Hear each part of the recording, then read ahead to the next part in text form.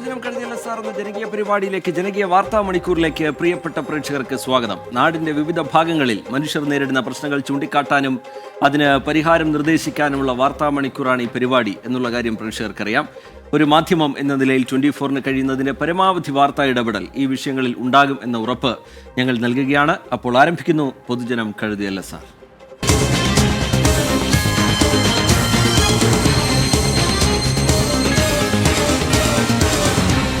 പൊതുജനം കഴുതയല്ല സാർ. പ്രേക്ഷകർക്ക് ഈ പരിപാടിയിലേക്ക് നേരിട്ട് വിളിച്ച് ജനകീയ പ്രശ്നങ്ങൾ പങ്കുവെക്കാവുന്നതാണ്. നിങ്ങളുടെ നാട്ടിലൊക്കെ വാർത്തയാവണം എന്ന് നിങ്ങൾ ആഗ്രഹിക്കുന്ന വിഷയങ്ങൾ, അത് പൊതുജനങ്ങൾ അറിയണം എന്ന് നിങ്ങൾ ആഗ്രഹിക്കുന്ന വിഷയങ്ങളുണ്ടാകും. അത് നിങ്ങൾക്ക് ഞങ്ങളെ അറിയിക്കാം. നിങ്ങളുടെ ആശങ്കകൾ, പരാതികൾ അതൊക്കെ അധികൃതരുടെ ശ്രദ്ധയിലേക്ക് പെടുത്താനുള്ള ഒരു മാർഗം കൂടിയാണിത്, ഒരു അവസരം കൂടിയാണിത്. ഇപ്പോൾ സ്ക്രീനിൽ കാണുന്ന നമ്പറിൽ പ്രേക്ഷകർക്ക് നേരിട്ട് ഈ പരിപാടിയിലേക്ക് വിളിക്കാം. അതിനുള്ള നമ്പർ ഇതാണ്: 0484284050. നിങ്ങളുടെ കൈവശം വാർത്തകളുണ്ടെങ്കിൽ അതുമായി ബന്ധപ്പെട്ട ദൃശ്യങ്ങൾ നിങ്ങൾക്ക് വാട്സാപ്പിൽ അയക്കാം. അതിനുള്ള സൗകര്യം ഞങ്ങൾ ഒരുക്കുന്നു. നമ്പർ ഇതാണ്: 6235 96 89 37. ഇനി വിശദമായ റിപ്പോർട്ടുകളിലേക്ക് നമ്മൾ കടക്കുകയാണ്. വിമർശനങ്ങൾക്കിടെ കിഫ്ബി റോഡുകളിലെ ടോൾ യൂസർ ഫീ എന്ന പേരിൽ പിരിക്കാനുള്ള നീക്കവുമായി സർക്കാർ മുന്നോട്ടു പോവുകയാണ്. ഇതിനായി നിയമനിർമ്മാണം കൊണ്ടുവരും എന്നാണ് മനസ്സിലാവുന്നത്. ഉപയോഗിക്കുന്ന ദൂരത്തിന് മാത്രം ഫീസ് ഏർപ്പെടുത്താനാണ് നിലവിലെ ആലോചന. അതേസമയം ടോൾ പിരിവിനെ കുറിച്ച് മുന്നണിക്കുള്ളിൽ ചർച്ച നടന്നിട്ടില്ല എന്നാണ് ഘടകകക്ഷികളുടെ നിലപാട്. 50 കോടിയിലേറെ രൂപ ചെലവിൽ നിർമ്മിക്കുന്ന റോഡുകളിലും പാലങ്ങളിലുമാണ് യൂസർ ഫീ ഈടാക്കാനുള്ള നീക്കം. കിഫ്ബിയുടെ ശുപാർശ മുഖ്യമന്ത്രിയുടെ അധ്യക്ഷതയിൽ ധനമന്ത്രിമാർ പങ്കെടുത്ത യോഗം അംഗീകരിച്ചിരുന്നു. കരട് നിയമം തയ്യാറാക്കി ബിൽ അവതരിപ്പിക്കാനുള്ള തീരുമാനവുമായി സർക്കാർ മുന്നോട്ടു പോവുകയാണെന്നാണ് വിവരം. കരട് നിയമത്തിൽ ടോൾ എന്ന വാക്ക് പരാമർശിക്കുന്നില്ല. യൂസർ ഫീസ് എന്നാണ് കരട് നിയമത്തിൽ പരാമർശിച്ചിരിക്കുന്നത്. യൂസർ ഫീസ് എന്ന പേരിലായാലും ഫലത്തിൽ ഇത് ടോൾ പോലെ നിശ്ചിത തുക ഈടാക്കാനുള്ള സംവിധാനമായിരിക്കും. ബജറ്റ് സമ്മേളനത്തിൽ തന്നെ ബില്ല് കൊണ്ടുവരാനാണ് സർക്കാർ നീക്കം. കിഫ്ബി നിർമ്മിച്ച സംസ്ഥാന പാതകളിലൂടെ 15 കിലോമീറ്ററിന് മുകളിൽ യാത്ര ചെയ്യുന്നവരിൽ നിന്നായിരിക്കും യൂസർ ഫീസ് വാങ്ങുകയെന്നാണ് കരട് നിയമത്തിൽ പറയുന്നത്. കിഫ്ബി പദ്ധതികൾക്ക് വരുമാനം ഉറപ്പാക്കേണ്ടതുണ്ടെന്നും അതിന്റെ ചില മാതൃകകൾ പരിശോധിക്കുക മാത്രമാണ് ചെയ്യുന്നതെന്നുമാണ് സർക്കാരിന്റെയും CPM-ന്റെയും പ്രതിരോധം. കിഫ്ബി കടം വാങ്ങി പദ്ധതി ആസൂത്രണം ചെയ്ത് മുമ്പോട്ടേക്കുന്നു വികസനത്തിന്. അതിന്റെ ഭാഗമായി എന്തൊക്കെയാണ് വേണ്ടി വരിക എന്നുള്ളത് അവരുമായിട്ട് ആലോചിച്ച് ചർച്ച ചെയ്യേണ്ട കാര്യമാണ്. അതൊന്നും ഇപ്പോൾ തീരുമാനിച്ചു കഴിഞ്ഞില്ല. കിഫ്ബി പൊതുജനങ്ങൾക്ക് ശാപമായി മാറുകയാണെന്ന് പ്രതിപക്ഷ നേതാക്കളും പ്രതികരിച്ചു. ഇതൊരു വെള്ളാനയാണെന്നും ഇത് സംസ്ഥാനത്തിന് ഗുണമല്ല ദോഷമാണ് ഉണ്ടാകുന്നതൊക്കെ ഞങ്ങൾ പറഞ്ഞതാണ്. അന്ന് ഞങ്ങളെ പരിഹസിച്ച ആളുകൾ ഇപ്പം അതിന് മറുപടി പറയണം. യൂസർ ഫീ പിരിക്കുന്നതിൽ LDF-ൽ ചർച്ച നടന്നിട്ടില്ലെന്നാണ് ഘടകകക്ഷികളുടെ നിലപാട്. 24 തിരുവനന്തപുരം. പൊതുജനം കഴുതയല്ല സാർ. KSRTC-യിൽ TDF ആഹ്വാനം ചെയ്ത ജീവനക്കാരുടെ സമരം അവസാന ഘട്ടത്തിലേക്ക് കടക്കുകയാണ്. 92% ബസ്സുകളും ഇന്ന് സർവീസ് നടത്തിയെന്നാണ് KSRTC-യുടെ കണക്ക്. 60% ജീവനക്കാരും സമരത്തിൽ പങ്കെടുത്തെന്നും താൽക്കാലിക ജീവനക്കാരെ ഇറക്കിയാണ് സമരത്തെ സർക്കാർ നേരിട്ടത് എന്നുമാണ് TDF-ന്റെ ആരോപണം. സമരം ആരംഭിച്ചത് ഇന്നലെ അർദ്ധരാത്രി 12 മണിക്ക്. 12 ആവശ്യങ്ങൾ ഉന്നയിച്ചാണ് സമരക്കാർ 24 മണിക്കൂർ സമരം നടത്തുന്നത്. ഇപ്പോഴും ആ സമരം പുരോഗമിക്കുകയാണ്. സംസ്ഥാനത്തൊട്ടാകെ 4026 ബസ്സുകളാണ് ഇന്ന് സർവീസ് നടത്തിയത്. സമരത്തെ തുടർന്ന് 272 ഷെഡ്യൂളുകൾ മാത്രമാണ് ഓപ്പറേറ്റ് ചെയ്യാൻ കഴിയാത്തതെന്ന് KSRTC അറിയിച്ചു. കഴിഞ്ഞ ചൊവ്വാഴ്ച 4298 ബസ്സുകളാണ് സർവീസ് നടത്തിയത്. കോഴിക്കോട് ജില്ലയിൽ മുഴുവൻ ബസ്സുകളും സർവീസ് നടത്തി. തിരുവനന്തപുരം ജില്ലയിൽ 8 സർവീസുകൾ മാത്രമാണ് മുടങ്ങിയതെന്നാണ് ഗതാഗത വകുപ്പിന്റെ കണക്ക്. പാറശാലയിലൊക്കെ ഞങ്ങൾ അഡീഷണൽ സർവീസാണ് ഓടിക്കുന്നത്. KSRTC മാധ്യമപ്രവർത്തകർ തന്നെ ചോദിക്കുന്നത് കൂടുതൽ ബസ് റോഡിൽ കാണുന്നുണ്ടല്ലോ എന്ന് ചോദിക്കുന്നത് അതുകൊണ്ടാണ്. പിന്നെ മലപ്പുറം, പാലക്കാട് പോലുള്ള സ്ഥലങ്ങളിൽ അറ്റൻഡൻസ് കുറവുണ്ട്. പക്ഷേ എങ്കിലും ഞങ്ങൾ മറ്റ് ഡിപ്പോകളിലെ ജീവനക്കാരെ കൊണ്ടുവന്നിട്ടും എംപാനലുകാരെ വെച്ചിട്ടും വണ്ടി പരമാവധി ഓടിക്കുന്നുണ്ട്. വിവിധ സ്ഥലങ്ങളിൽ സമരക്കാർ ബസ്സുകൾ തടഞ്ഞു. ഏറ്റവും അധികം ജീവനക്കാർ പണിമുടക്കിയത് പെരുമ്പാവൂരിലാണ്. 42 സർവീസിൽ 13 മാത്രമാണ് ഇന്ന് നിരത്തിലിറങ്ങിയത്. താൽക്കാലിക ജീവനക്കാരെ വെച്ചാണ് സമരം പൊളിക്കാൻ സർക്കാർ ശ്രമിച്ചതെന്ന് TDF ആരോപിച്ചു. ബദലി താൽക്കാലിക ജീവനക്കാരെ വെച്ചുകൊണ്ടാണ് സർവീസ് നടത്തുന്നത്. ലൈസൻസ് പോലും കൊണ്ടുവരാത്തവരെ വച്ച് ഇന്ന് ഓടിപ്പിച്ച അനുഭവം പാലോട് ഡിപ്പോയിലുണ്ടായി. പല ഡിപ്പോകളിലും സർവീസുകൾ പകുതിയിലേറെ മുടങ്ങിയിട്ടുണ്ട് എന്നുള്ളതാണ് കണക്കുകൾ സൂചിപ്പിക്കുന്നത്. കൊട്ടാരക്കരയിൽ സമരക്കാർ ബസ്സിന് കേടുപാട് വരുത്തിയെന്ന ആരോപണവും ഉയർന്നു. മന്ത്രി അന്വേഷണവും പ്രഖ്യാപിച്ചു. പണിമുടക്കുന്നുണ്ട്, കുഴപ്പമൊന്നുമില്ല, പണിമുടക്കട്ടെ, അത് അവർ ഒരു സമരത്തിന്റെ ഭാഗമാണ്. പക്ഷെ അത് ഈ KSRTC-യുടെ സ്വത്തുക്കളെ ഡാമേജ് ചെയ്യുന്ന തരത്തിൽ ഒരു കാരണവശാലും അനുവദിക്കില്ല. ഇതിൽ പൊതുമുതൽ നശിപ്പിക്കൽ വകുപ്പ് പ്രകാരം കേസെടുക്കും. മാത്രമല്ല ഞാനത് SP-യോട് സംസാരിച്ചിട്ടുണ്ട്. ഇൻവെസ്റ്റിഗേഷൻ പോലീസായിരിക്കും നടത്തുന്നത്. തമ്പാനൂരിൽ ആളില്ലാതെ സർവീസ് നടത്തിയെന്നാരോപിച്ച് സമരക്കാർ ബസ് തടഞ്ഞു. 2 വണ്ടി ഒരേ റൂട്ടിൽ ആളില്ല, ഒരാളില്ല 2 വണ്ടി ഒരേ റൂട്ടിൽ ഒരുമിച്ച് ഒരേ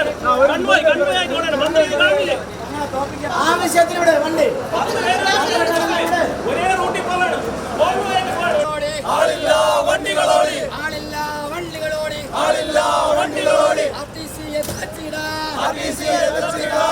എല്ലാ മാസവും 1-ാം തീയതി ശമ്പളം വിതരണം ചെയ്യുക എന്നതുൾപ്പെടെ 12 ആവശ്യങ്ങൾ ഉയർത്തിയാണ് TDF 24 മണിക്കൂർ സമരം നടത്തുന്നത്.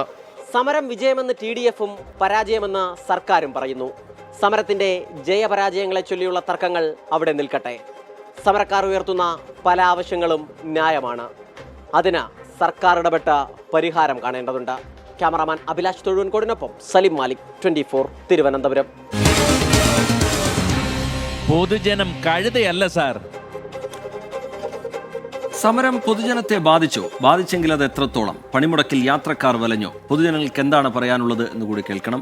ഈ പ്രതിഷേധക്കാർ ഉയർത്തുന്നത് ന്യായമായ ആവശ്യങ്ങളാണ് ചിലത്. അത് സർക്കാരിന് എങ്ങനെയാണ് പരിഹരിക്കാൻ കഴിയുക എന്നുള്ള കാര്യം സർക്കാരും ആലോചിക്കട്ടെ. പൊതുജനങ്ങൾക്ക് എന്താണ് പറയാനുള്ളത് എന്നത് സംബന്ധിച്ച പ്രതികരണത്തിലേക്കാണ് ഇനി.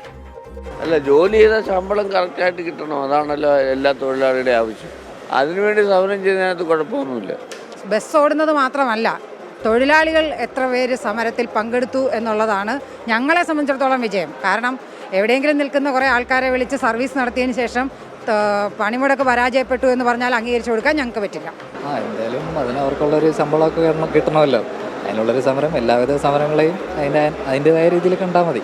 സമരം തീർച്ചയായിട്ടും വിജയമാണ്. ശമ്പളം പോലും ലഭിക്കാത്ത ജീവനക്കാരുടെ പ്രതിഷേധമാണ് ഈ സമരത്തിലൂടെ നമ്മൾ രേഖപ്പെടുത്താൻ ഉദ്ദേശിച്ചത്. ജീവനക്കാരുടെ അറ്റൻഡൻസ് എടുത്ത് നോക്കിയാൽ തന്നെ സ്ഥിരം ജീവനക്കാർ 60% സ്ഥിരം ജീവനക്കാർ ഇന്ന് ജോലിക്ക് ഹാജരായിട്ടില്ല. പൊതുജനം ബസ്സുകളെല്ലാം ഓടുന്നു, ബസ്സുകളെല്ലാം കാലിയായിട്ട് ഓടുന്നു. ഇന്നത്തെ കളക്ഷനും അതിൻ്റെ EPK-യും EDO-യുടെയും മന്ത്രിയുടെയും പ്രസ്താവന എന്ന് പറഞ്ഞാൽ EPK-യും 35% രൂപയിൽ കുറഞ്ഞാൽ സർവീസ് നടത്തേണ്ടതെന്ന്. ഇന്നത്തെ ഓരോ ബസ്സിൻ്റെയും EPK-യും 20 താഴെ ആയിരിക്കും. ബസ്സുകൾ ഓടുന്നുണ്ട്, ആളില്ലാത്തേ ഉള്ളൂ. ആളില്ലാത്ത ബസ്സുകൾ ഓടിച്ച് സർവീസ് നടത്തുന്നു എന്ന് കാണിക്കുക, അത്രയേ ഉള്ളൂ. സമരം ന്യായം തന്നെ, പക്ഷെ അത് ഒരു അനവസരത്തിലാണോ എന്നൊരു സംശയം. ഞാൻ വെച്ചാൽ അവർക്ക് ശമ്പളം കിട്ടുന്നില്ലെന്നല്ലേ പറയണേ. ജോലിയെ ശമ്പളം കിട്ടണമല്ലോ. കമന്റ് ബോക്സിലേക്ക് ഒന്ന് പോവുകയാണെങ്കിൽ വിവിധ വാർത്തകളുമായി ബന്ധപ്പെട്ടുള്ള പ്രതികരണങ്ങൾ, പ്രേക്ഷകരുടെ അഭിപ്രായങ്ങളൊക്കെ കാണാൻ കഴിയുന്നുണ്ട്. ഈ KSRTC സമരവുമായി ബന്ധപ്പെട്ടാണെങ്കിൽ സമരം അത് അവകാശമാണ്, പക്ഷേ ഈ ബസ്സുകൾ നശിപ്പിക്കുന്ന നടപടിയിലേക്ക് പോകുന്ന അംഗീകരിക്കാൻ കഴിയില്ല എന്ന് ആമിനായസിനെ പോലുള്ള പ്രേക്ഷകർ ചൂണ്ടിക്കാട്ടുന്നു. എബ്രഹാം തോമസ് അഭിപ്രായമായി രേഖപ്പെടുത്തുന്നത് കേരളത്തിൽ ജീവിക്കണമെങ്കിൽ എന്തിനും ഏതിനും പ്രതിഷേധം നടത്തേണ്ട നിലയിലേക്ക് നമ്മൾ പോകുന്നുവെന്നത് നല്ല കാര്യമല്ല എന്നുള്ള കാര്യം അദ്ദേഹം ചൂണ്ടിക്കാട്ടുന്നുണ്ട്. ഈ കിഫ്ബി റോഡുകളിൽ ടോളായാലും യൂസർ ഫീ ആയാലും അത് കൊടുക്കേണ്ടത് ജനങ്ങളാണ്. ജനങ്ങളെ പിഴിയുന്ന തീരുമാനത്തിൽ നിന്ന് സർക്കാർ പിന്നോട്ട് പോകണം എന്നുള്ള ആവശ്യം മുഹമ്മദ് ഷാഫി കോഴിക്കോടിനെ പോലെ ഒരുപാട് പ്രേക്ഷകർ അത്തരത്തിലുള്ള സമാന സ്വഭാവത്തിലുള്ള അഭിപ്രായങ്ങൾ രേഖപ്പെടുത്തുന്നു. ഒരു പ്രേക്ഷകൻ ചൂണ്ടിക്കാട്ടുന്നത് 24 കണക്റ്റിൻ്റെ ഇടപെടലുമായി ബന്ധപ്പെട്ട് അരുൺ ദേവ് എന്നാണ് ആ പ്രേക്ഷകൻ്റെ പേര്. അദ്ദേഹം ചൂണ്ടിക്കാട്ടുന്നത് 24 കണക്റ്റിൻ്റെ ഇടപെടലുമായി ബന്ധപ്പെട്ടുള്ള റിപ്പോർട്ടുകൾ കാണാറുണ്ട്. അതിന് പ്രത്യേക അഭിനന്ദനം അർഹിക്കുന്ന ദൗത്യമാണത് എന്നുള്ളതാണ്. ഉറപ്പായും 24-നെ സംബന്ധിച്ചിടത്തോളം 24-ൻ്റെ ഏറ്റവും അഭിമാനകരമായ ദൗത്യമാണ് ഈ 24 കണക്റ്റുമായി ബന്ധപ്പെട്ട് ഞങ്ങൾ നടപ്പിലാക്കുന്ന പദ്ധതികൾ. ചിറ്റലപ്പള്ളി ഫൗണ്ടേഷൻ്റെ ഒക്കെ പിന്തുണ ഞങ്ങളുടെ ആ ദൗത്യത്തിനുണ്ട്. ഉറപ്പായും കൂടുതൽ പേർക്ക് സഹായം എത്തുന്ന തരത്തിലുള്ള ഇടപെടൽ 24 കണക്റ്റിലൂടെ ഉണ്ടാകും വരും ദിവസങ്ങളിലും വരും നാളുകളിലും എന്നുള്ള ഉറപ്പ് കൂടി പ്രേക്ഷകർക്ക് മുമ്പിലേക്ക് വെക്കുകയാണ്. അടുത്ത റിപ്പോർട്ടിലേക്ക് കടക്കാനുള്ള സമയമായിരിക്കുന്നു. കുടിവെള്ളം കിട്ടാതെ വലയുകയാണ് എറണാകുളം കരിമുകൾ FACT നഗറിലെ കുടുംബങ്ങൾ. SC കുടുംബങ്ങൾ തിങ്ങിപ്പാർക്കുന്ന ഇവിടെ ദിവസങ്ങൾ വൈകിയാണ് വെള്ളം എത്തുന്നത്. കുടിവെള്ളം കിട്ടാക്കനിയായതോടെ വലിയ തുക നൽകി കുടിവെള്ളം ടാങ്കറുകളിൽ എത്തിക്കേണ്ട ഗതികേടിലാണ് ഇവർ. കരിമുകളുകാരുടെ നെട്ടോട്ടം തുടങ്ങിയിട്ട് FACT വന്നപ്പോൾ അവിടെ നിന്നും കുടിയിറക്കപ്പെട്ട SC കുടുംബങ്ങളാണ് ഇവിടെ അധികവും തിങ്ങി താമസിക്കുന്നത്. കുടിവെള്ളത്തിനായി ഇവർ മുട്ടാത്ത വാതിലുകളില്ല.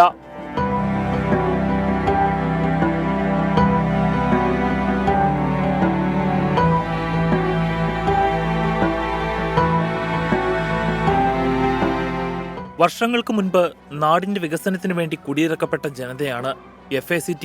പകരം ഇവർക്ക് താമസിക്കുവാൻ ഒരുക്കി കൊടുത്തതാവട്ടെ വെള്ളം കിട്ടാത്ത ഈ മലമ്പ്രദേശവും. 200ഓളം കുടുംബങ്ങളാണ് ഇവിടെ താമസിക്കുന്നത്. അധികവും പട്ടികജാതി കുടുംബങ്ങൾ. വടവുകോട് പുത്തൻകുരിശ് പഞ്ചായത്തിലെ 12-ാം വാർഡ് കുടിവെള്ളക്ഷാമം നേരിടാൻ തുടങ്ങിയിട്ട് വർഷങ്ങളായി.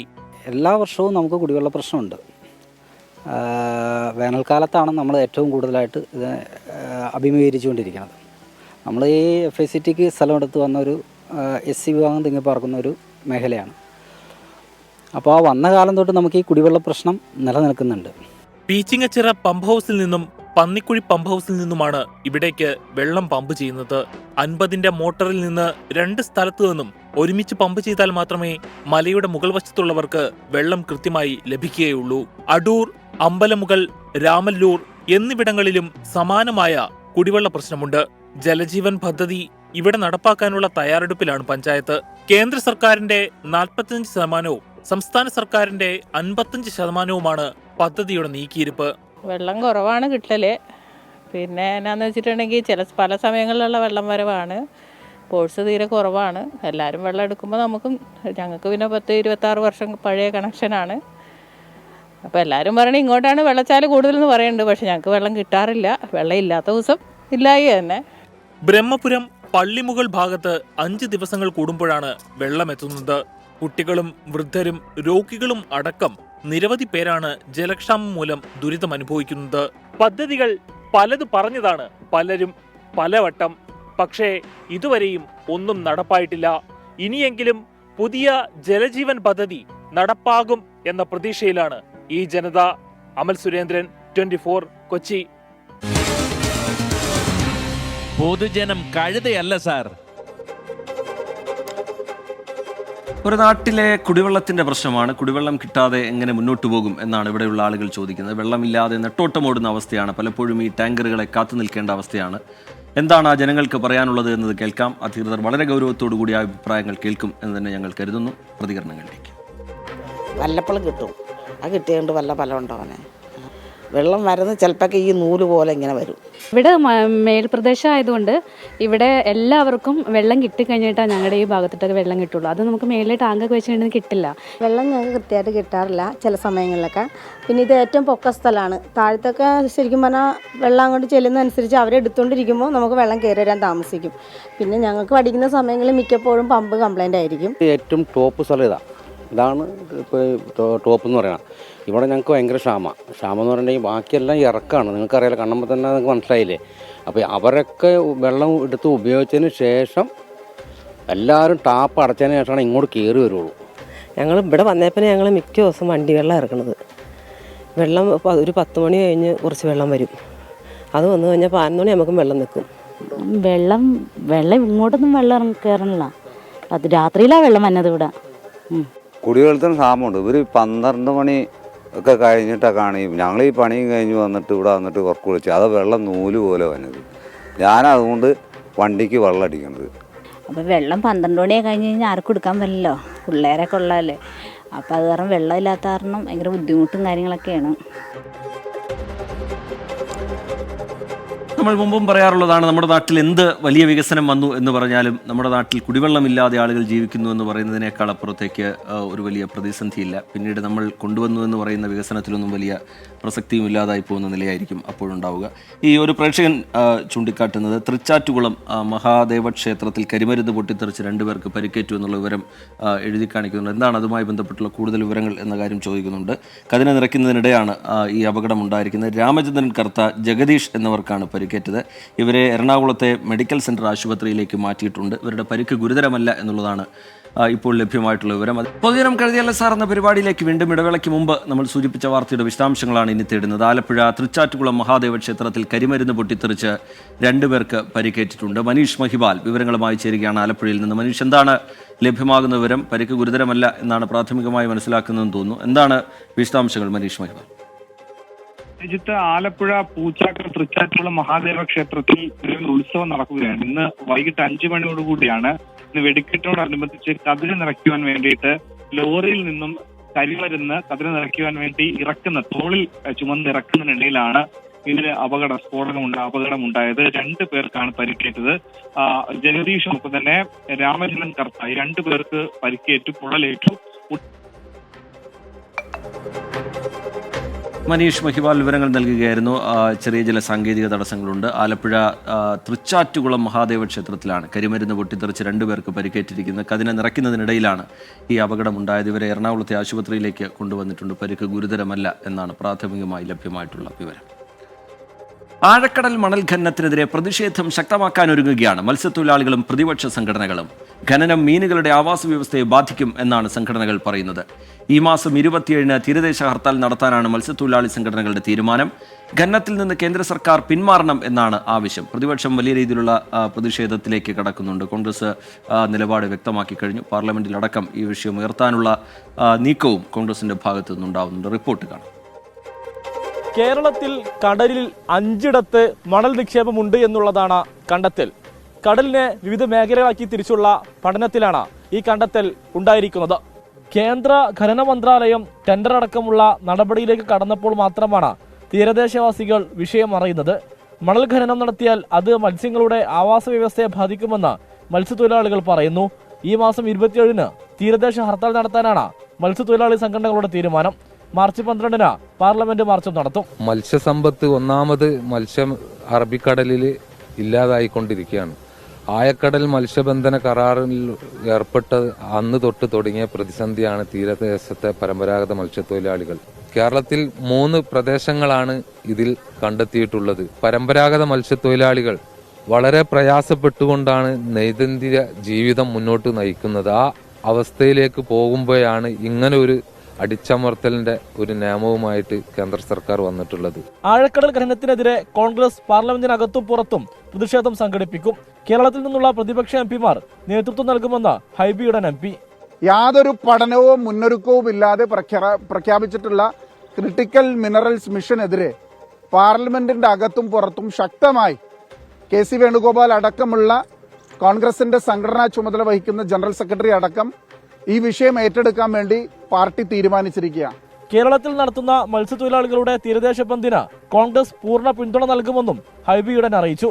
ആഴക്കടൽ ഖനനത്തിന് ഒരു തരത്തിലും അനുവദിക്കില്ല എന്നുള്ളതാണ് മത്സ്യത്തൊഴിലാളികളും അതോടൊപ്പം തന്നെ പ്രതിപക്ഷ സംഘടനകളും പറയുന്നത്. ദേശീയ തലത്തിലും സംസ്ഥാന തലത്തിലും ശക്തമായ സമരത്തിലേക്ക് നീങ്ങാനാണ് സംഘടനകളുടെ തീരുമാനം. ക്യാമറമാൻ അബിദ് കലായിക്കൊപ്പം സമീർ ബിൻ കരീം, 24 മലപ്പുറം. പൊതുജനം കഴുതയല്ല സാർ.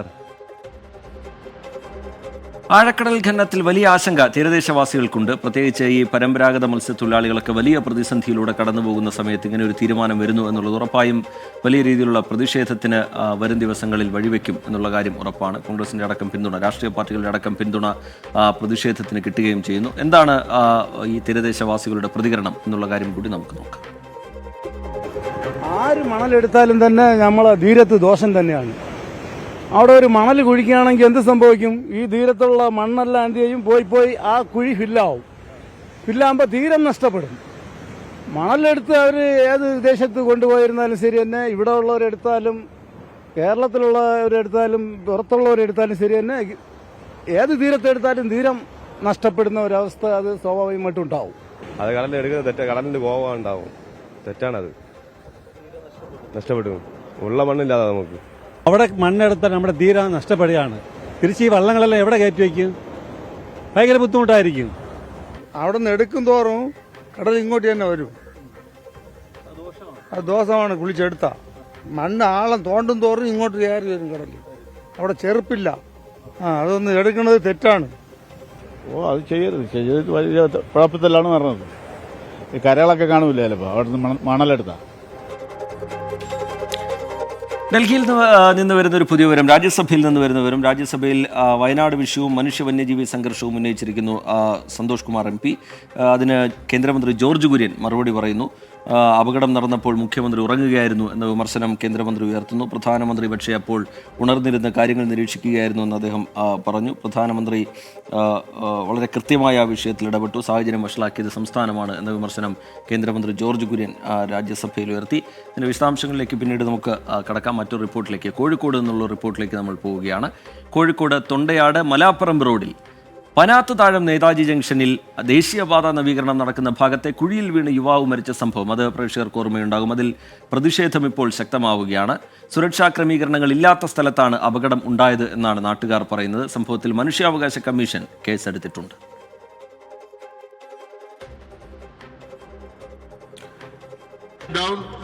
ഈ വാർത്തയുടെ വിശദാംശങ്ങളിലേക്ക് നമുക്ക് വരാം. രാജ്യസഭയിൽ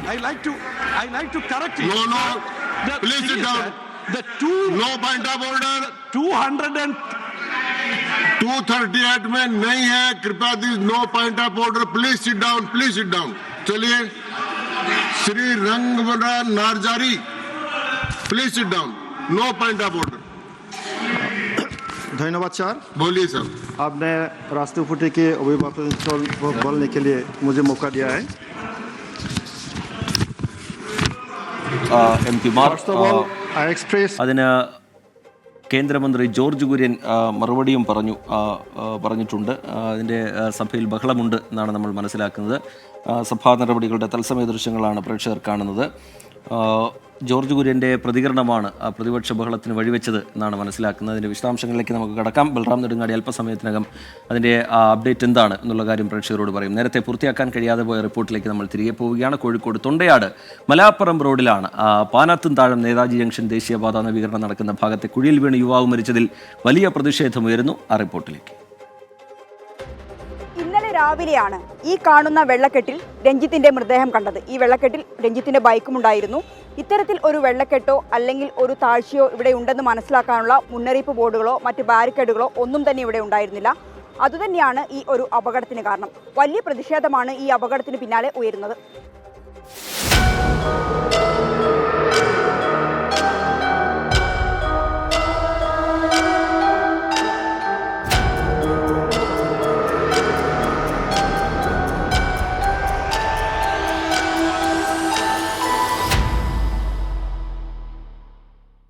ദേശീയപാത നവീകരണവുമായി ബന്ധപ്പെട്ട ജോലി നടക്കുകയാണ്. ഇതിന്റെ ഭാഗമായി റോഡരികിൽ വലിയ കുഴികളുണ്ട്. ഇങ്ങനെയുള്ള ഒരു കുഴിയിലെ വെള്ളക്കെട്ടിലാണ് രഞ്ജിത്തും ബൈക്കും വീണത്. ഇവിടെ കുഴിയുള്ളതായി മനസ്സിലാക്കാൻ ഒരു മുന്നറിയിപ്പ് ബോർഡോ ബാരിക്കേഡോ ഉണ്ടായിരുന്നില്ല. അതുതന്നെയാണ് ഈ അപകടത്തിന് കാരണം. ഇത് ആദ്യ സംഭവമല്ല. ഒരു മാസം മുമ്പും ഇവിടെ അപകടമുണ്ടായിട്ടുണ്ട്. ഇതിൻ്റെ ഒരു മുന്നറിയിപ്പില്ലാതെ തന്നെയാണ് ചെയ്തത്. അല്ലെങ്കിൽ ഒരു ജീവൻ നഷ്ടപ്പെടുന്ന ഒരു പ്രശ്നം ഉണ്ടാവില്ലായിരുന്നു. കാരണം അവിടെ നിന്ന് ആ റോഡിൽ നിന്ന് ഇങ്ങോട്ട് പാസ് ചെയ്ത് വരുന്ന സമയത്ത് ഇത് ഒരിക്കലും ശ്രദ്ധിക്കപ്പെടാൻ കഴിയില്ല. ഇതേപോലൊരു അപകടം കഴിഞ്ഞ മാസം ഇവിടെ തന്നെ നടന്നിട്ടുണ്ടായിരുന്നു. ഈ നേതാജി കോളനിയിൽ ഞങ്ങളൊക്കെ ഇവിടെ അടുത്ത് തന്നെയാണ്. അപ്പോൾ അദ്ദേഹത്തിന് നല്ല പരിക്ക് പറ്റി. ശരിക്കും അന്ന് തന്നെ അതിന് വേണ്ടിയിട്ടുള്ള കാര്യങ്ങൾ ഒരുക്കാമായിരുന്നു. അപകടത്തിന് പിന്നാലെ ഈ സ്ഥലത്ത് ബാരിക്കേഡുകൾ സ്ഥാപിച്ചു. ദേശീയപാത അതോറിറ്റി ഓഫീസിന് മുന്നിൽ യൂത്ത് കോൺഗ്രസ് പ്രവർത്തകർ പ്രതിഷേധവുമായി എത്തി. ഞങ്ങൾ പരാതി കൊടുത്തിട്ടുണ്ട്. ഞങ്ങൾ പരാതി കൊടുത്തിരിക്കുന്നത് എന്തിനാണ് വിഷയം എന്ന് വെച്ച് കഴിഞ്ഞാൽ ഇതിൽ ഉൾപ്പെട്ട ഉദ്യോഗസ്ഥന്മാർക്കെതിരെയും കൂടി എന്തായിരിക്കണം. ഇത് സ്വാഭാവിക മരണത്തിനാണ് ഇപ്പോൾ കേസെടുത്തിരിക്കുന്നത്. പക്ഷേ ഇതിലൊരു സ്വാഭാവിക മരണം എന്ന് പറയുമ്പോൾ ചില ഉദ്യോഗസ്ഥരുടെ അനാസ്ഥ കൊണ്ടാണ് ഈ മരണം ഉണ്ടായിരിക്കുന്നത്. അപ്പോൾ ആ ഉദ്യോഗസ്ഥർക്കെതിരെയും കൂടി കേസെടുക്കണമെന്ന് ഞങ്ങൾ ആവശ്യപ്പെട്ടിട്ടുണ്ട്. സംഭവത്തിൽ കേസെടുത്ത മനുഷ്യാവകാശ കമ്മീഷൻ 2 ആഴ്ചക്കകം റിപ്പോർട്ട് നൽകാൻ ആവശ്യപ്പെട്ടു. ദേശീയപാത പ്രൊജക്ട് ഡയറക്ടർ, ജില്ലാ കലക്ടർ, ജില്ലാ പോലീസ് മേധാവി എന്നിവരോടാണ് റിപ്പോർട്ട് തേടിയത്. ഈ മാസം 28-ന് കോഴിക്കോട് നടക്കുന്ന സിറ്റിംഗിൽ ഈ കേസ് പരിഗണിക്കും. ഈ അപകടത്തിന് കാരണക്കാരായവർക്കെതിരെ നടപടി വേണം. കുടുംബത്തിന് നഷ്ടപരിഹാരം വേണം. കുടുംബത്തിന്റെ ഏക അത്താണിയാണ് നഷ്ടമായത്. ഇത്തരം അപകടങ്ങൾ ഇനി ആവർത്തിക്കരുത്. ഇതിനെല്ലാം നടപടിയാണ് വേണ്ടത്. ഷിജു ചവറയ്ക്കൊപ്പം മിഥില ബാലൻ, 24 കോഴിക്കോട്. പൊതുജനം കഴുതയല്ല സാർ. തൊണ്ടയാട് മലാപ്പുറം റോഡിൽ ഇത് ആദ്യത്തെ അപകടമല്ല. ഒരു മുന്നറിയിപ്പ് ബോർഡോ ബാരിക്കേഡോ ഈ പ്രദേശത്തില്ല എന്ന് നാട്ടുകാർ പറയുന്നു, പ്രദേശവാസികൾ പറയുന്നു. ഇപ്പോൾ അവരിലൊരാൾക്ക് ജീവൻ കൂടി നഷ്ടമാവുന്ന നിലയായതോടുകൂടി വലിയ രീതിയിലുള്ള പ്രതിഷേധത്തിലേക്ക് നാട്ടുകാർ കടക്കുകയാണ്. ചില പ്രതികരണങ്ങൾ കാണാം. ഇതേ സെയിം അപകടം കഴിഞ്ഞ മാസം ഉണ്ടായി. അത് ശ്രദ്ധപ്പെടുത്തിയാണ്.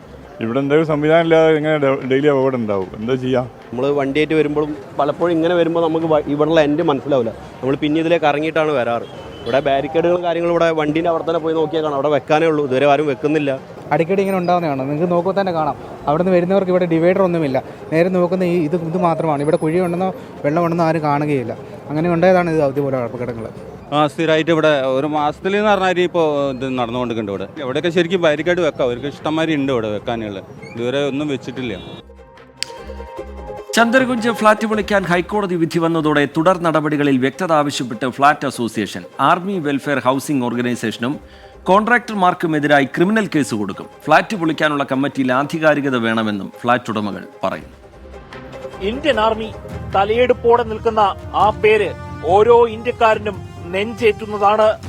തങ്ങളുടെ ജീവിതത്തിന്റെ ഭൂരിഭാഗം സമയവും ഇന്ത്യൻ ആർമിക്ക് വേണ്ടി ചെലവഴിച്ച റിട്ടയേർഡ് സൈനിക ഉദ്യോഗസ്ഥർക്ക് വേണ്ടി ആർമി വെൽഫെയർ ഹൌസിംഗ് ഓർഗനൈസേഷൻ പണി കഴിപ്പിച്ചതാണ് എനിക്ക് പിന്നിൽ കാണുന്ന ഈ 2 ഫ്ളാറ്റ് സമുച്ചയങ്ങൾ. ഇതിപ്പോൾ പൊളിക്കണമെന്ന് ഉത്തരവിട്ടിരിക്കുകയാണ് കേരള ഹൈക്കോടതി.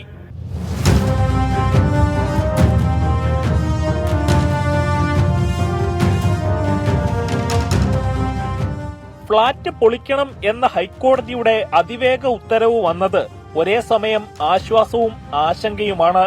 2013 ആർമിയിൽ നിന്ന് റിട്ടയർഡ് ആയവർക്കും ആർമിയിൽ ജോലി ചെയ്യുന്നവർക്കും വേണ്ടി എറണാകുളം വൈറ്റിലയിൽ army welfare housing organisation flat സമുച്ചയങ്ങളുടെ പണി തുടങ്ങിയത്.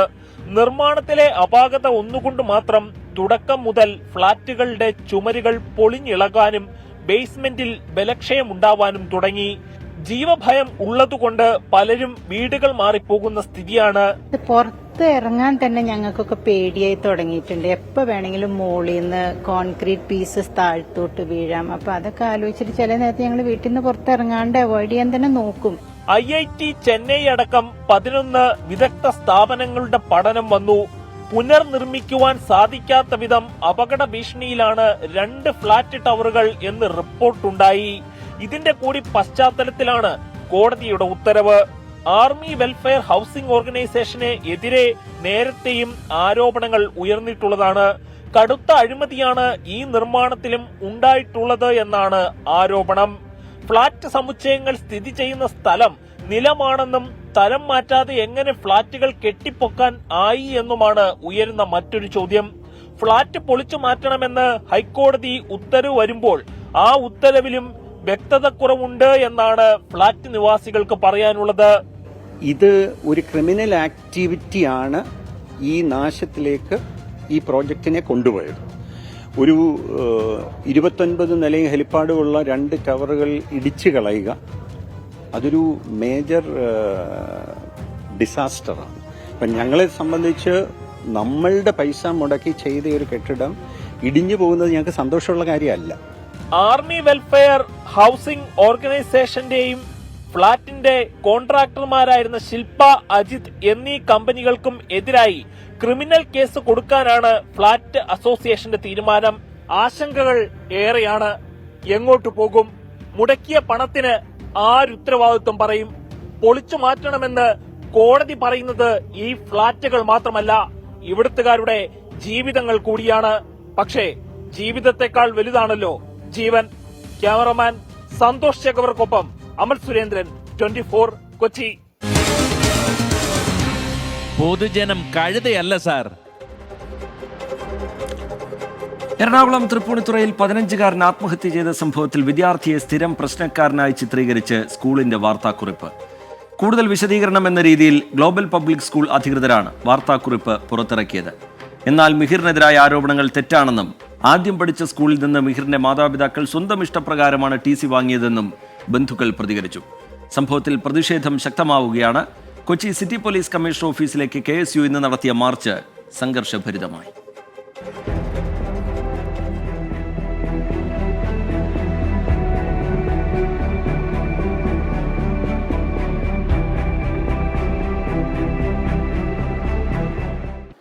മനം നൊന്തുള്ള മിഹിറിന്റെ മരണത്തെ നിസ്സാരവൽക്കരിക്കുന്ന ഗ്ലോബൽ സ്കൂളിന്റെ റിപ്പോർട്ട്. പൊതുവിദ്യാഭ്യാസ വകുപ്പിന്റെയും പോലീസിന്റെയും സമഗ്രമായ അന്വേഷണം പുരോഗമിക്കുന്നു. അന്വേഷണത്തിൽ സ്കൂളുകൾക്കെതിരെ ഗുരുതരമായ കണ്ടെത്തലുകളാണ് വ്യക്തമാകുന്നത്. ആരോപണ വിധേയരായ കുട്ടികളെ ഉൾപ്പെടെ വെള്ളപൂശിക്കൊണ്ട് മിഹിറിനെ പ്രശ്നക്കാരനാക്കിയുമാണ് സ്കൂൾ അധികൃതരുടെ വാർത്താക്കുറിപ്പ്.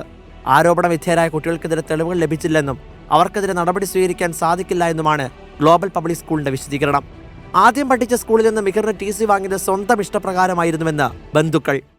അതിൽ അവർ മെൻഷൻ ചെയ്തിട്ടുണ്ട്, മിഹിറിന് TC നമ്മൾ പേരൻസിന്റെ ഇഷ്ടത്തിന് വാങ്ങിയ, അതായത് നമ്മൾ ഫോഴ്സ് ചെയ്തിട്ടാണ് ആ TC നമുക്ക് തന്നത്. അവര് നമ്മളോട് അവിടെ കണ്ടിന്യൂ ചെയ്യാൻ വേണ്ടി പറഞ്ഞതാണ്, അല്ലാതെ അവർ TC തന്നതല്ല. നമ്മൾ എടുത്തതാണ് TC. അവിടെ സെക്കൻഡ് ചാൻസ് കൊടുത്തതാണെന്ന് അതെന്താണെന്ന് നമുക്ക് മനസ്സിലായില്ല. എന്താണ് സെക്കൻഡ് ചാൻസ്? ആ സെക്കൻഡ് ചാൻസ് ലാസ്റ്റ് ചാൻസ് ആവുമെന്ന് നമ്മൾ വിചാരിച്ചില്ല. വിഷയത്തിൽ പൊതുവിദ്യാഭ്യാസ മന്ത്രി സമഗ്രമായ റിപ്പോർട്ടാണ് ആവശ്യപ്പെട്ടിരിക്കുന്നത്. സ്കൂളുകളുടെ NOC രേഖകൾ ഇതുവരെ പൊതുവിദ്യാഭ്യാസ വകുപ്പിന് മുന്നിൽ ഹാജരാക്കിയിട്ടില്ല. പൊതുവിദ്യാഭ്യാസ ഡയറക്ടറുടെ റിപ്പോർട്ടിന്റെ അടിസ്ഥാനത്തിൽ തുടർ നടപടി ഉണ്ടാകുമെന്ന് മന്ത്രി വി ശിവൻകുട്ടി. ഏത് കോഴ്സ് കേന്ദ്ര ഗവൺമെന്റ് നടത്തുന്ന കോഴ്സായിരുന്നാലും മറ്റ് ആര് നടത്തുന്ന കോഴ്സായിരുന്നാലും നിയമാനുസരണം വിദ്യാഭ്യാസ വകുപ്പിൽ നിന്ന് ഒരു NOC വാങ്ങിയിരിക്കണം. അപ്പോൾ ആദ്യം അന്വേഷണത്തിന് പോയ ഉദ്യോഗസ്ഥൻ ചോദിച്ചത് NOCയാണ്. അവർക്ക് NOC ഇതുവരെയും ഹാജരാക്കാൻ വേണ്ടി പറ്റിയിട്ടില്ല. എന്തായാലും പ്രാഥമിക അന്വേഷണത്തിൽ NOC ഇല്ലാതെ പ്രവർത്തിക്കുന്ന സ്കൂളാണ്. അപ്പോൾ അതിൻ്റെ റിപ്പോർട്ട് കിട്ടിയ ശേഷം ബാക്കി കാര്യങ്ങൾ ആലോചിക്കും. സംഭവത്തിൽ പ്രതിഷേധവുമായി KSU രംഗത്തെത്തി. കൊച്ചി സിറ്റി പോലീസ് കമ്മീഷണർ ഓഫീസിലേക്ക് പ്രവർത്തകർ നടത്തിയ മാർച്ച് സംഘർഷത്തിൽ കലാശിച്ചു.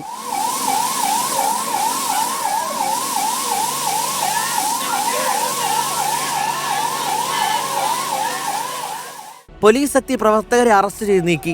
സ്കൂളിൽ പഠിപ്പിക്കുന്ന അധ്യാപകരിൽ പലർക്കും അധ്യാപന യോഗ്യതകളില്ലെന്നും വിവരം പുറത്തുവരുന്നുണ്ട്. പൊതുവിദ്യാഭ്യാസ ഡയറക്ടറുടെ തെളിവെടുപ്പിൽ തന്റെ മകൻ നേരിട്ട പീഡനങ്ങളുടെ വിവരങ്ങൾ മാതാവ് തെളിവായി നൽകിയിരുന്നു. പോക്സോ ഉൾപ്പെടെയുള്ള വകുപ്പുകൾ ചുമത്താനുള്ള നടപടികളിലേക്ക് കടന്നിരിക്കുകയാണ് പോലീസ്. മിഹിറിന്റെ നീതിക്കായി പല ഭാഗത്തു നിന്നും വ്യാപകമായ പ്രതിഷേധങ്ങളാണ് ഉയർന്നു വരുന്നത്. ഗ്ലോബൽ പബ്ലിക് സ്കൂളിനെതിരെയും മറ്റ് സ്കൂളുകൾക്കെതിരെയും ശക്തമായ നിയമ നടപടി ഉണ്ടാകുമെന്ന് വ്യക്തമാക്കുന്നതാണ് പൊതുവിദ്യാഭ്യാസ മന്ത്രിയുടെ പ്രതികരണം. എന്തായാലും തന്റെ മകന്റെ മരണത്തിന് കാരണക്കാരായവർക്കെതിരെ ശക്തമായ നിയമ നടപടി സ്വീകരിക്കുന്നതുവരെ മുന്നോട്ട് പോകുമെന്നാണ് കുടുംബവും വ്യക്തമാക്കുന്നത്. കൊച്ചിയിൽ നിന്നും YS അഭിനന്ദ്, 24. പൊതുജനം കഴുതയല്ല സാർ. മലപ്പുറം പെരിന്തൽമണ്ണ മണ്ണാർമലയിൽ ജനവാസ മേഖലയിൽ പുലി ഇറങ്ങി. ഇന്നലെ രാത്രിയിൽ പുലി റോഡ് മുറിച്ച് കടക്കുന്ന ദൃശ്യങ്ങളാണ് 24-ന് ലഭിച്ചത്. പെരിന്തൽമണ്ണയിലെ വിവിധയിടങ്ങളിൽ പുലി ഭീതി ഇന്നോ ഇന്നലെയോ തുടങ്ങിയതല്ല. പരാതി പറഞ്ഞു മടുത്ത ജനങ്ങൾ ഒടുവിൽ ക്യാമറ സ്ഥാപിക്കുകയായിരുന്നു. ഒടുവിൽ ഈ ക്യാമറയിലാണ് ദൃശ്യങ്ങൾ പതിഞ്ഞിരിക്കുന്നത്. റിപ്പോർട്ട്. പെരിന്തൽമണ്ണയിലെയും പരിസര പ്രദേശങ്ങളിലെയും പുലി ഭീതി ഇന്നോ ഇന്നലെയോ തുടങ്ങിയതല്ല. അതിന് വർഷങ്ങളുടെ പഴക്കമുണ്ട്. വനം വകുപ്പിനോട് പരാതി പറഞ്ഞ് മടുത്ത ജനങ്ങൾ ഒടുവിൽ സ്വന്തം ചെലവിൽ CCTV ക്യാമറ സ്ഥാപിച്ചു. ഈ ക്യാമറയിലാണ് പുലിയുടെ ദൃശ്യങ്ങൾ പതിഞ്ഞത്.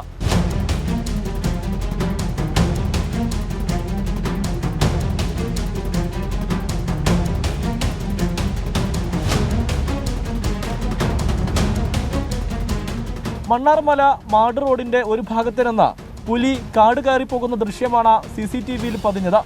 ഇന്നലെ രാത്രി 10:22-നാണ് പുലി റോഡ് മുറിച്ച് കടന്നുപോയത്. പുലിയെ കണ്ടതായി നാട്ടുകാരിൽ പലരും വനം വകുപ്പിനെ വിവരമറിയിച്ചിട്ടും കാര്യമായ നടപടിയെടുക്കാതെ വന്നതോടെ നാട്ടുകാർ സ്വകാര്യ വ്യക്തിയുടെ സ്ഥലത്ത് ക്യാമറ സ്ഥാപിക്കുകയായിരുന്നു. ഉടൻ തന്നെ കൂടുവെച്ച് പുലിയെ പിടികൂടണമെന്നാണ് നാട്ടുകാരുടെ ആവശ്യം. ഒരുപാട് കാലമായിട്ടുണ്ട് ഇവിടെ. ഈ മാട് ഭാഗത്തും അതേമാതിരി നമ്മള് വീടിന്റെ അവിടെയൊക്കെ നായ്ക്കളെ വളർത്തിയിരുന്നു. ഞാൻ തന്നെ 4 വലിയ നായ ഉണ്ടായിരുന്നു, 4 കുട്ടികളും ഉണ്ടായിരുന്നു. ഓരോന്ന് പിടിച്ച് അതിൽ 9 എണ്ണത്തിന് എൻ്റെ തന്നെ കൊണ്ടുപോയിരുന്നു. അങ്ങനെ വേറെ യമ്മിനിക്കാട് ഭാഗത്തൊക്കെ പോത്ത് മൃഗങ്ങൾ വളർത്തും. ഇവിടെ ഈ അടിഭാഗത്തുനിന്ന് ഒരാടിനെ കൊണ്ടുപോയി. അങ്ങനെ നല്ല ശല്യം തന്നെയാണ്. ഇപ്പോൾ കുട്ടികളൊക്കെ രാവിലെ മദ്രസയ്ക്ക് ഇതൊക്കെ വരുന്നു, സ്കൂളിലേക്കൊക്കെ വരുമ്പോൾ പൊന്തൻ്റെയും മലൻ്റെയൊക്കെ ഭാഗത്ത് കൂടിയായിട്ട് വരുന്നുണ്ട്. അവർക്കൊക്കെ ഭീഷണി തന്നെയാണ്. അപ്പോൾ എന്തുകൊണ്ടും ഇതിനവിടുന്ന് ഒഴിവാക്കണം. ഈ റോഡ് ഇവിടെ നല്ല ഇറക്കല്ല ഭാഗത്താണ് ഇത് പാസിങ്. അവിടുന്ന് ഏത് സമയവും ഇത് അപകടം ഉണ്ടാവാം. ബൈക്കുകൾ വേറെ വണ്ടികളൊക്കെ ഇഷ്ടംപോലെ പോണ ഒരു ഭാഗമാണ് മാട് റോഡ്. അപ്പോൾ അതിനെ ഈ ഇറക്കത്തിൽ നിന്ന് ഇവിടുന്ന് ഒഴിവാക്കണം. അതിന് കൂടുവെച്ച് സ്ഥാപിച്ച് അതിനെ പിടിക്കണം. മണ്ണാർമല, മുള്ളിയാക്കുറിശി, പട്ടിക്കാട് തുടങ്ങിയ പ്രദേശങ്ങളിൽ പുലി ശല്യമുണ്ട്. കഴിഞ്ഞ 1 വർഷത്തിനിടെ നിരവധി വളർത്തുമൃഗങ്ങളെയും പുലി ആക്രമിച്ചിട്ടുണ്ട് എന്ന് നാട്ടുകാർ പറയുന്നു. നിരന്തരമായിട്ട് യാത്രക്കാർ ഇതിലെ യാത്ര ചെയ്യുന്ന സമയത്ത് പുലി പാസ് ചെയ്തതിൻ്റെ അടിസ്ഥാനത്തിലാണ് ഇപ്പോൾ നാട്ടുകാരെ ഇടപെട്ട് കണ്ട് ഇവിടെ CCTV ക്യാമറ സ്ഥാപിച്ചത്. മുൻപ് 1 വർഷം മുൻപ് ഇതേപോലെയുള്ള പ്രശ്നം കാരണം ഫോറസ്റ്റ് അധികൃതരോട് പറഞ്ഞിട്ട് അവർ ഇവിടെ ക്യാമറ സ്ഥാപിച്ചിരുന്നു. പക്ഷെ അതിൽ കിട്ടിയിട്ടില്ല എന്നുള്ളതാണ് അവരുടെ ഭാഗത്തുനിന്നുണ്ടായത്. പക്ഷെ അന്ന് ഞങ്ങൾക്ക് സംശയം ഉണ്ടായിരുന്നു ഇവിടെ ആ ഒരു ക്യാമറയിൽ ആ ഒരു ദൃശ്യം പതിഞ്ഞിട്ടുണ്ട് എന്നുള്ളത്. അപ്പോൾ മറ്റെന്ത് കാരണത്താണെന്ന് അറിയില്ല, അവർ ആ ഒരു വിവരം മറച്ചു വെക്കുകയാണോ എന്താണെന്ന് അറിയില്ല. ഏതായാലും ഇത്തരത്തിലുള്ളൊരു വിഷയം കാരണം നാട്ടുകാരുടെ ഇടപെടലിൻ്റെ ഭാഗമായിട്ടാണ് ഇപ്പോൾ ഇവിടെ ഈ ഒരു സ്വകാര്യ വ്യക്തിയുടെ സ്ഥലത്ത് ഈ ഒരു ക്യാമറ മാസങ്ങളോളമായി ഞങ്ങൾ സ്ഥാപിച്ചിട്ട്. അപ്പോൾ ഇന്നലെയാണ് ആ ഒരു ക്യാമറയിൽ ഈ ഒരു ദൃശ്യം പതിഞ്ഞത്. DFO അടക്കമുള്ള ഉന്നത വനം വകുപ്പ് ഉദ്യോഗസ്ഥർ സംഭവ സ്ഥലത്തെത്തി. ഈ പുലിയുടെ സാന്നിധ്യം സ്ഥിരീകരിച്ച സ്ഥിതിക്ക് ഇനി ജനങ്ങൾക്ക് ബുദ്ധിമുട്ടുകൾ ഉണ്ടാകാത്ത രീതിയിൽ ജനങ്ങളുടെ ആശങ്കകൾ അകറ്റിക്കൊണ്ട് ചെയ്യേണ്ട നടപടികളിലേക്ക് വനം വകുപ്പ് കടക്കും. അതിനു വേണ്ടിയിട്ടുള്ള കാര്യങ്ങളെല്ലാം ചെയ്യുന്നതാണ്. 6 വർഷം മുന്നേ പ്രദേശത്ത് നിന്ന് പുലിയെ കൂടുവെച്ച് വനംവകുപ്പ് പിടികൂടിയിരുന്നു.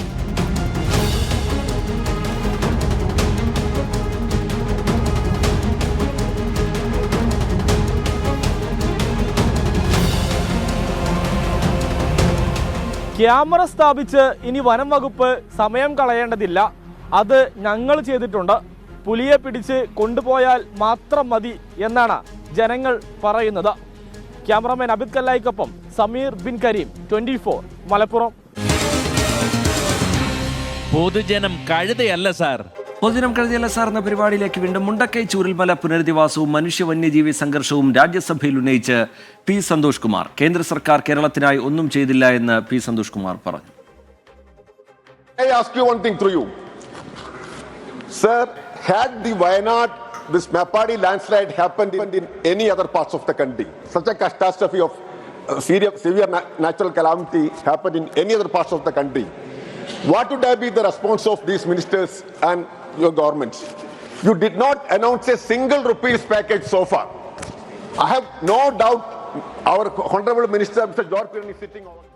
അപകടം നടന്നപ്പോൾ മുഖ്യമന്ത്രി ഉറങ്ങുകയായിരുന്നുവെന്ന കേന്ദ്രമന്ത്രി ജോർജ് കുര്യന്റെ പ്രസ്താവനയിൽ സഭയിൽ ബഹളമുണ്ടായി.